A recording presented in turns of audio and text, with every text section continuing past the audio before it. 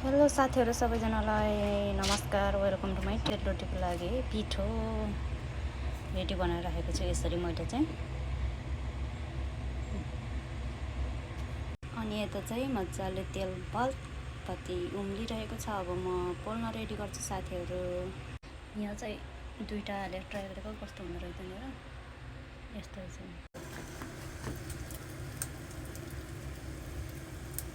पाक्यो रोटी पाक्यो गाइजहरु। अलि भन्नु सबै आउँछ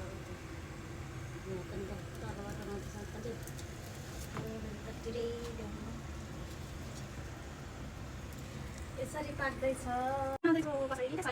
कम्ताको मेहनत लाग्छ। चामल भिजाउनु पर्यो, भिजाउनु खासै त्यस्तो गाह्रो भएन। यसलाई यसमा त्यति गाह्रो अनि यसमा मुछ्नु पर्यो, राम्रो बनाउनु पर्यो। अनि त्यहाँबाट यो अलिक राम्रो भएन भने बिग्रेर साथीहरु है कस्तो हुन्छ। अनि त्यही भएर यसलाई बनाउनलाई मेहनत लाग्छ। मैले त भर्खरै बनाएको नि त अनि भर्खरै हालेर बनाएको नि। त्यही भएर आधा त्यसलाई हो अवस्था।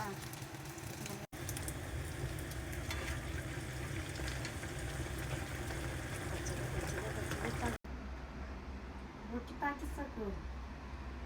खाने भए आउनुहोस् नि। ताँडेदार रोटी देखाएको छ।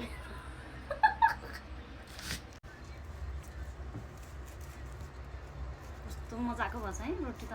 तर हेर्नु न लाग्ने देखाउनु सक्यो के बाटो।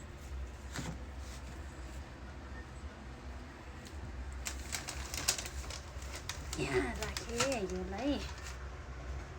अर्को यहाँ राख्छु।